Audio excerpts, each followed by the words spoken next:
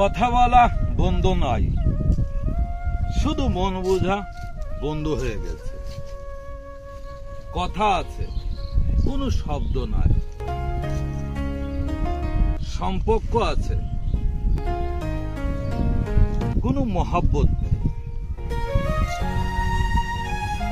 মানুষ আছে, কোনো হৃদ্রতা নেই। কর্ম আছে,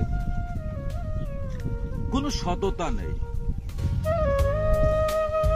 মানুষ আজ নিজেকে যেন একটি কার্ড বানিয়ে ফেলেছে, সেটা আমরাই।